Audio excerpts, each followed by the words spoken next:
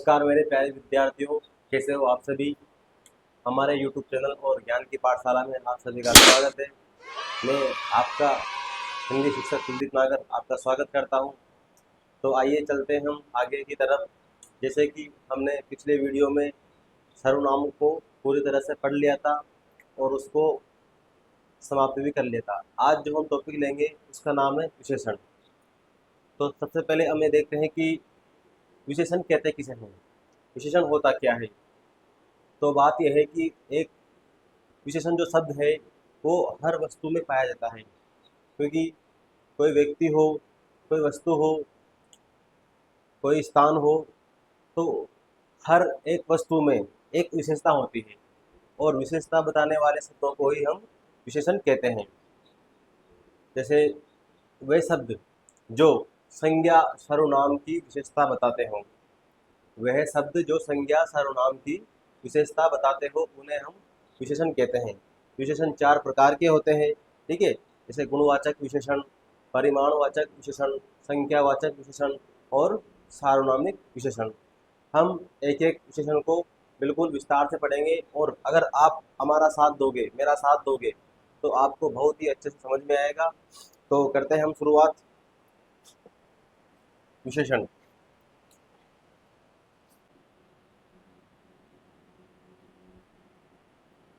विशेषता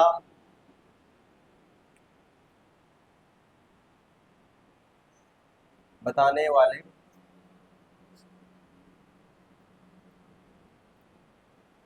शब्दों को विशेषण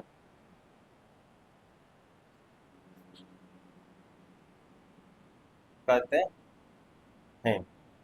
या फिर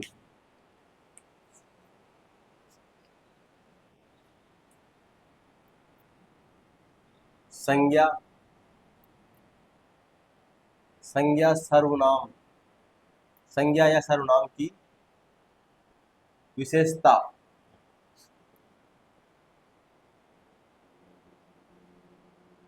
बताने वाले शब्दों को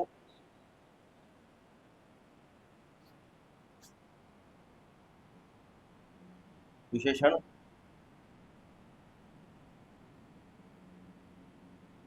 कहते हैं। संज्ञा सर्वनाम मतलब संज्ञा हमने पढ़ा था, तो आप समझ गए होंगे कि संज्ञा और सर्वनाम में किस तरह से विशेषण पाया जाता है। तो देखिए आगे,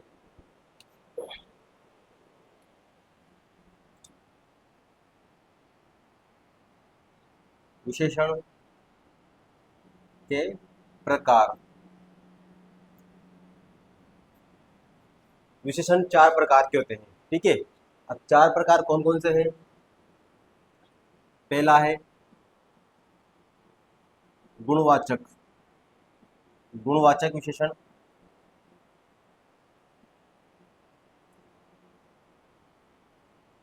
दूसरा है संख्यावाचक विशेषण और तीसरा है परिमाणवाचक विशेषण और चौथा है सार्वनामिक विशेषण। तो देखिए, विशेषण मूल रूप से चार प्रकार के होते हैं। मैंने आपके सामने चारों प्रकार आप लिख दिए हैं। तो गुणवाचक विशेषण जो सबसे पहला प्रकार है इसका। अब गुणवाचक विशेषण किसे कहते हैं। गुण मतलब क्या होता है। कोई व्यक्ति होता है, उसके अंदर जो गुण होते हैं, कुछ गुण अच्छे भी होते हैं, कुछ बुरे भी होते हैं, ठीक है। उन्हीं गुणों को गुणवाचक कहते हैं, ठीक है। जैसे वह आदमी बहुत अच्छा है, तो उसमें कौन सा गुण पाया गया, एक उसमें अच्छाई का गुण पाया गया। वह आदमी, वह व्यक्ति वो बहुत बुरा है, तो उसमें बुरे गुण का व्यवहार पाया गया। तो इसी तरह से हर वस्तु, व्यक्ति, स्थान, हर एक वस्तु में कुछ ना कुछ गुण पाए जाते हैं, तो उन्हें ही क्या कहते हैं, उन्हें ही हम गुणवाचक विशेषण कहते हैं। आगे देखिए संख्यावाचक विशेषण। अब संख्या से मतलब क्या है? संख्यावाचक जो विशेषण है ये दो प्रकार के होते हैं। एक तो होता है निश्चित संख्यावाचक विशेषण और एक होता है निश्चित संख्यावाचक विशेषण। ठीक है, सॉरी, एक होता है अनिश्चित संख्यावाचक विशेषण। उसी तरह देखिए आप परिमाणवाचक, इसमें इसके अंतर्गत भी इसके भी दो प्रकार होते हैं, निश्चित परिमाणवाचक और अनिश्चित परिमाणवाचक।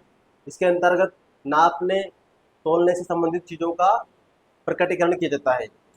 जो एक होता है सार्वनामिक विशेषण, इसके अंतर्गत जब सर्वनाम ही विशेषण का कार्य करने लग जाते हैं तो उन्हें हम सार्वनामिक विशेषण कहते हैं। ठीक है, जब भी सार्वनामिक विशेषण आपसे पूछेगा तो आइए हम देखते हैं और एक एक को विस्तार से पढ़ते हैं। तो देखिए गुणवाचक विशेषण, इसका जो पहला प्रकार है उसको हम पहले पढ़ रहे हैं। तो देखिए संज्ञा सर्वनाम के गुण संबंधी विशेषता बताने वाले शब्द, संज्ञा सर्वनाम के गुण संबंधी विशेषता बताने वाले शब्द गुणवाचक विशेषण कहलाते हैं। तो देखिए किस तरह से हम इनकी पहचान कर सकते हैं। जैसे मैंने आपके सामने यहाँ पे कुछ एग्जाम्पल लिखे हैं, कुछ उदाहरण लिखे हैं, जैसे तिकोना, काला, अच्छा, बुरा, नया, पुराना, ताजा, मुलायम, कठोर, लंबा, काल, गंध, स्पर्श। तो आप देखिए ये हर जो मैंने शब्द लिखा है यहाँ पे, हर शब्द को अगर हम किसी वाक्य से जोड़ें तो हर वस्तु की कोई ना कोई विशेषता निकल के आएगी आपके सामने। जैसे तिकोना घर, मैंने यहाँ पे लिखा तिकोना, तो घर की विशेषता हो गई तिकोना कि उसका आकार कैसा है, तिकोने आकार का है। काला, कोई व्यक्ति काला है तो व्यक्ति की विशेषता हो गई कि काले रंग का है। अच्छा, कोई व्यक्ति अच्छा है, अच्छे व्यवहार का है, अच्छे कर्म करता है। वैसे ही उसी प्रकार बुरा, नया, आपका मकान नया है, आपने नई गाड़ी ली है तो गाड़ी की विशेषता हो गई, आपके घर की विशेषता हो गई। पुराना, उसी तरह पुराना। ताजा, जैसे एक होती है ताजा सब्जी, ठीक है, तो सब्जी की विशेषताएं हो गई ताजा। एक होती है बासी सब्जी, तो भी उसकी विशेषताएं हो गई। ठीक है, जैसे मुलायम, जैसे कोई वस्तु होती है कठोर होती है, मुलायम होती है। ठीक है, लंबा, जैसे किसी व्यक्ति की लंबाई अधिक है तो उसकी लंबाई जो है उसकी विशेषता हो गई। इसी तरह देखिए आगे काल, जैसे आज का जो समय है, अभी जो प्रेजेंट में हम जी रहे हैं उसे वर्तमान काल कहते हैं। ठीक है, तो अभी जो समय चल रहा है वो कौन से उसमें आ रहा है, वर्तमान काल में। तो काल, जैसे बीता हुआ समय, तो जो उसकी बीता हुआ पल है वो उसकी विशेषता हो गई। उसी तरह आने वाला समय जो भविष्य काल है। जैसे गंध, जैसे गंध अच्छी भी होती है, बुरी भी होती है। जैसे स्पर्श, हम किसी चीज को स्पर्श करते हैं, जैसे मैंने बोर्ड को स्पर्श किया तो बिल्कुल चिकना है ये। ठीक है, ऐसे खुरदरा होता है ना खुरदरा, कोई वस्तु खुरदरी होती है तो खुरदरा उसका विशेषताएं हो गई। तो उसी प्रकार आगे देखिए आप, इसके एग्जाम्पल लिखता हूं मैं आपके सामने। जैसे आप सेंटेंस के माध्यम से समझ जाओगे और भी अच्छे से। जैसे चिकने, चिकने पत्थर पर, चिकने पत्थर पर मेरा पैर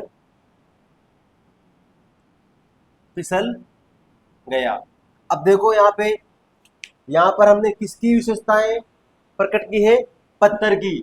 पत्थर कैसा है, चिकना पत्थर, पत्थर खुरदरे भी होती हैं। ठीक है, उसी तरह चिकना पत्थर, पत्थर की जो विशेषता है वो यहाँ पे बताई गई है कि चिकने पत्थर पर मेरा पैर फिसल गया। तो ये पत्थर की विशेषताएं हो गई कि पत्थर कैसा है, चिकना। ठीक है, उसी तरह आगे देखिए लंबी मूछों वाला सिपाही अब नहीं रहा। अब मैंने यहाँ पे लिखा लंबी मूछों वाला सिपाही अब नहीं रहा। तो हमने यहाँ पर किसकी विशेषताएं बताई है, मूछों की, क्योंकि उसकी मूछें कैसी थी, लंबी। तो मूछें किसी की छोटी होती है, किसी की लंबी होती है। ठीक है, तो लंबी मूछों वाला सिपाही अब नहीं रहा, तो ये मूछों की विशेषताएं यहाँ पे आ गई जो लंबी है। ठीक है, उसी तरह आगे देखिए आप काला पत्थर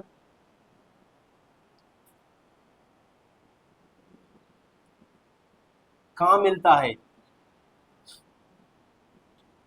काला पत्थर कहाँ मिलता है। जैसे ग्रेनाइट का जो पत्थर होता है वो काले रंग का होता है अधिकतर। ठीक है, तो काला पत्थर कहाँ मिलता है, तो हमने अभी यहाँ पे कुछ लिखा था ऊपर की चिकने पत्थर, तो पत्थर जो चिकना था चिकनापन उसकी विशेषताएं हो गई। उसी प्रकार देखिए आप काला पत्थर, पत्थर की यहाँ पर कौन सी विशेषता आ रही है हमारे सामने, काले कलर की, ठीक है। तो काला पत्थर कहाँ मिलता है, तो आपको एक बात ध्यान रखना है कि विशेषता जहां पर आ रही है वहां पर क्या होगा, वहां पर विशेषण होगा, ठीक है। तो इसके बाद हम आगे बढ़ते हैं। आगे देखिए जो अगला प्रकार है विशेषण का, संख्यावाचक विशेषण। वह विशेषण जो संज्ञा सर्वनाम की संख्या से संबंधित विशेषताओं का वर्णन करते हो। वह विशेषण जो संज्ञा सर्वनाम की संख्या से संबंधित विशेषताओं को प्रकट करते हो उन्हें क्या कहते हैं, उन्हें हम संख्यावाचक विशेषण कहते हैं। तो देखिए आगे,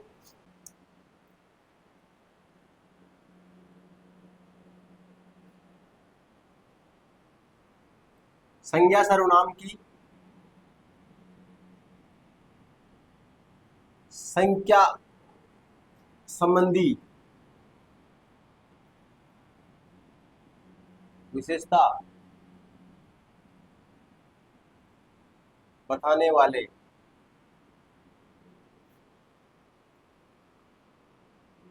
शब्दों को संख्यावाचक विशेषण कहते हैं।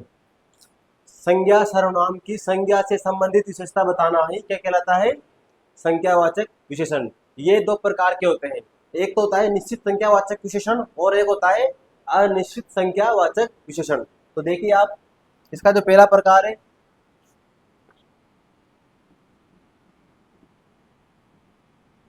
निश्चित संख्यावाचक विशेषण। तो देखिए आप, जैसे अब निश्चित संख्यावाचक विशेषण किसे कहते हैं, जैसे मेरे पास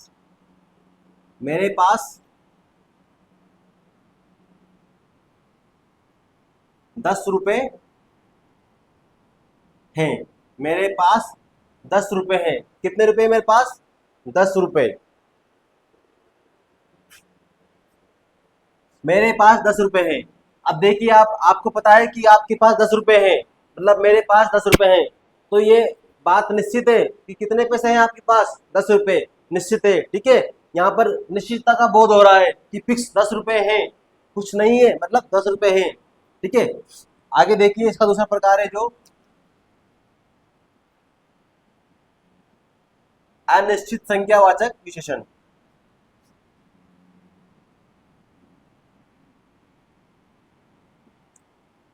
जैसे इसमें देखिए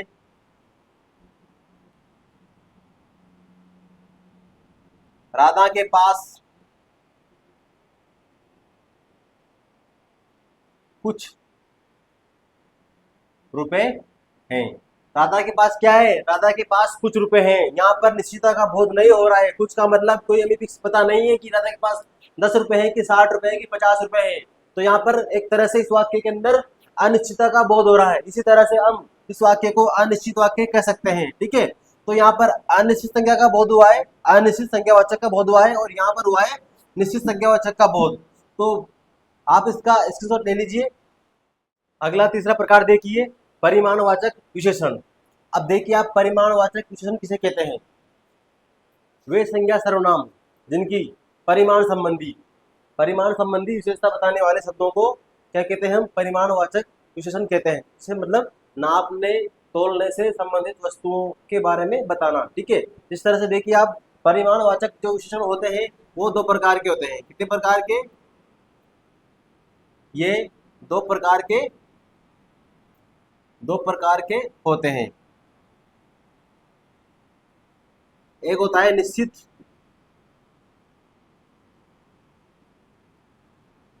परिमाणवाचक विशेषण, और दूसरा होता है अनिश्चित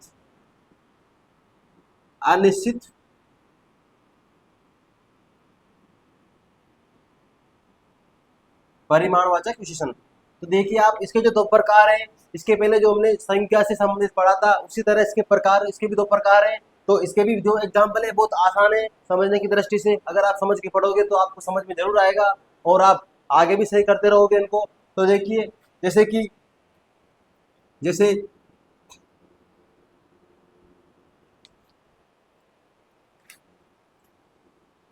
राम ने थोड़ा सा दूध पिया।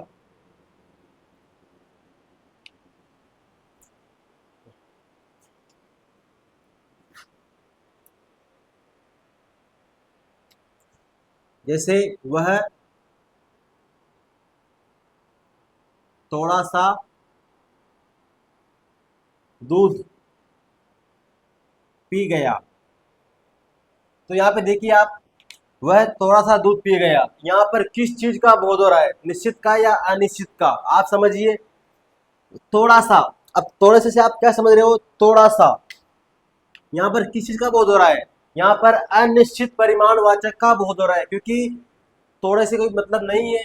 जैसे आप पानी पी रहे हो, एक लोटे पानी ले रहे हो या एक गिलास में पानी ले रहे हो, तो अगर आप उसको नाप तोल के नहीं पी रहे हो तो कोई आप उसका आइडिया नहीं लगा सकते हो कि कितना लीटर है या कितना किलो है, ठीक है। तो ये थोड़ा सा, तो यहाँ पे ये अनिश्चित परिमाणवाचक का बोध हो रहा है यहाँ पे, ठीक है। तो यहाँ पे थोड़ा सा से जो शब्द है थोड़ा सा, इससे ये पता चल रहा है कि यहाँ पर कोई निश्चित नहीं है कि उसने कितना पिया है, आधा लीटर पिया है, 1 लीटर पिया कि 2 लीटर पिया। थोड़ा का मतलब ये अनिश्चित परिमाणवाचक विशेषण है। तो यहाँ पे देखिए आप, ये कौन सा है, अनिश्चित परिमाणवाचक विशेषण, ठीक है। आगे देखिए, वह रोज 1 लीटर दूध पीता है, वह रोज 1 लीटर दूध पीता है। यहाँ पर देखिए आप, यहाँ पे शब्द है 1 लीटर, मतलब बिल्कुल फिक्स है, बिल्कुल निश्चित है कि वो दूध कितना पी रहा है, रोज 1 लीटर पी रहा है। तो यहाँ पर कौन सा परिमाणवाचक विशेषण है, यहाँ पर है निश्चित परिमाणवाचक विशेषण है, ठीक है। आगे देखिए, वह रोज 5 गिलास, वह रोज 5 गिलास पानी पीता है। अब ये बताइए मुझे आप कि यहाँ पर कौन सा परिमाणवाचक विशेषण है। आप शायद बोल रहे हो, कई बच्चों के दिमाग में आ रहा होगा कि ये भी निश्चित परिमाणवाचक से ही संबंधित है, लेकिन बिल्कुल ऐसा नहीं है। 5 गिलास पानी पी रहे हैं हम, यहाँ पर 5 लीटर पानी नहीं पी रहे हैं, ठीक है। तो ये 5 गिलास कोई नापा नहीं हमने, इसको ना तोला है ना लीटर में ना माप में, ठीक है। तो ये भी एक अनिश्चित परिमाणवाचक विशेषण का ही उदाहरण है, ठीक है। किसका, ये अनिश्चित परिमाणवाचक विशेषण का,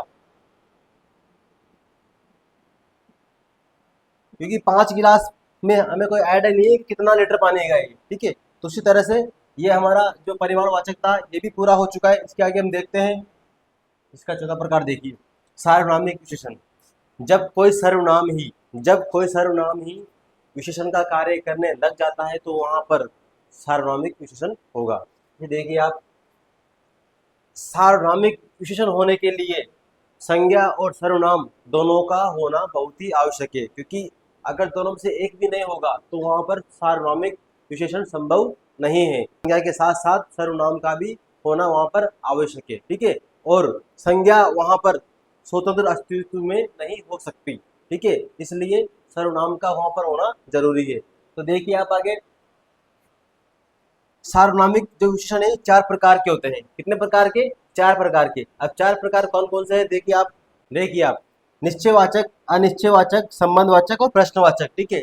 सार्वनामिक जो विशेषण है इसके 4 प्रकार होते हैं, आपने देख चुके हैं इनको। यहाँ पर निश्चय मतलब निश्चित चीजों का बोध हो रहा है, यहाँ पर अनिश्चित का हो रहा है, और यहाँ पे संबंध का हो रहा है, और यहाँ पर प्रश्न पूछने का बोध हो रहा है। आपने ये पहले प्रकार आपके नजरों के सामने से निकल चुके हैं शायद सर्वनाम के अंतर्गत, तो आप इनसे बिल्कुल रूबरू हो चुके हो। उसी तरह से मिलते जुलते आपके सामने उदाहरण आएंगे, तो आपको उसी प्रकार इनको समझना है, ठीक है। निश्चय, अनिश्चय, संबंध, प्रश्न, यहाँ प्रश्न पूछने का बोध हो रहा है, यहाँ पर संबंध का बोध हो रहा है, यहाँ पर अनिश्चित चीजों का बोध हो रहा है, और यहाँ पर निश्चित वस्तुओं का बोध हो रहा है। तो इसी तरह से हम यहाँ पर एक एक एग्जाम्पल आराम से देखेंगे। आगे चलते हैं हम आगे की तरफ। तो देखिए, सार्वनामिक के 4 प्रकार होते हैं, ठीक है, निश्चय, अनिश्चय, संबंध, प्रश्न।